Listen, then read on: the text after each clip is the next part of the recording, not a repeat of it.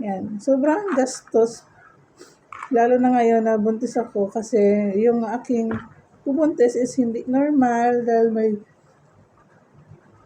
tawag doon, may diabetes ako sa pagbubuntis. Ang gastos, nakakaiyak ang gastos ko. Kasi kung maubusan ako nito, bibili na naman ako. Almost 1 week ata. Tapos din ako, nag-i-insulin guys. I-insulin din ako. Every, ano naman siya, 10 units every night. Nagaturok din ako every night.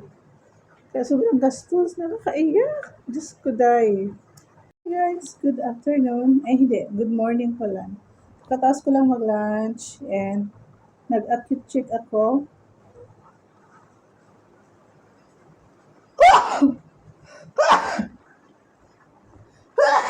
Excuse me.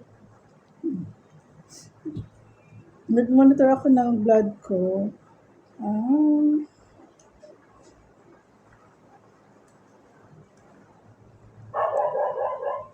At yung aking dugo ngayon is 135 after ko na kumain. 2 times a day na lang ako ngayon mag-monitor. Dati is 6 times a day. Ngayon 2 times a day na lang. Alternate siya guys. Halimbawa, ngayon ka before pre-breakfast ka magtuturok, tapos after breakfast. Tapos kinabukasan, pre-breakfast naman, lunch. Tapos kinabukasan is pre-breakfast and dinner. Meron yung ginagawa ko ngayon. Dati, 6 na beses ako nagtuturok sa isang araw. Pero ngayon, 2 times a day na lang. And may times na mataas siya, and may times na madalas pala na hindi. Ito is normal pa yan, 138.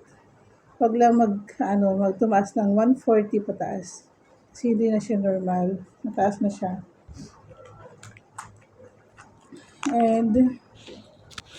And ito yung aking monitor ngayong June. Ayan. May hanggang June. Ayan. Nagre-record din ako ng aking BP. Ito yung aking BP. Tapos ito yung aking pre-breakfast. Tapos yung breakfast, lunch, and dinner. Ayan. May mataas, may mababa.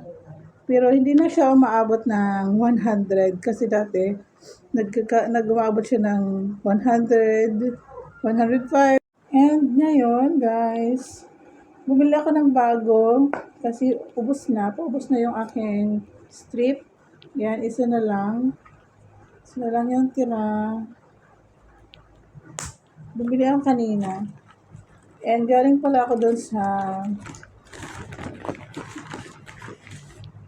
clinic, magpa-ultrasound sana ako. Kaso lang, hindi natuloy ngayon kasi yung yung ultrasound na ipapagawa ko is every Wednesday lang siya. So, hindi ako nakapag-ultrasound ngayon kasi yun nga, and sa Wednesday, aalis pala ako, pupunta ako sa Camsur. Kaya hindi na ulit matutuloy na naman. Kaya next week na lang ulit. So ito, nakabili ako ng strip na 25 pieces. Nagbili na rin ako ng lancet. Yan, kasi paubos na siya. So kailangan ko siya madala sa Camsur. Bali, kami doon for 4 days. Kasi magpe-presta sa 19, so uuwi kami. And yes, ayan, malaki na ang tiyan. Almost 6 months na siya.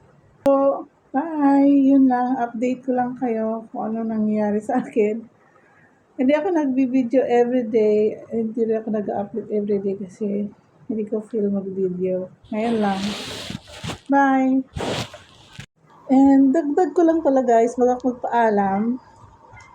Ito palang lancet na ito is may kamahalan din siya. 25 pieces, nasa almost 600 plus siya. Pero kung bibilhin siya sa sa online, mas makakatipid kayo. So, hindi ako nakapag-order online kasi aalis kami, hindi ko maabutan yung yung shipping. And ito nasa 135 lang to. Yan. Sobrang gastos. Lalo na ngayon na buntis ako kasi yung aking bubuntis is hindi normal dahil may tawag doon, may diabetes ako sa pagbubuntis. Ang gastos, nakakaiyak. Ang gastos ko kasi kung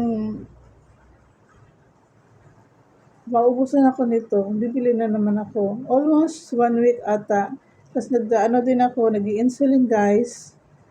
I-insulin din ako every, naman siya, 10 units every night. Nagatulog din ako every night. Kaya sobrang gastos, nakakaiyak. Diyos ko, day.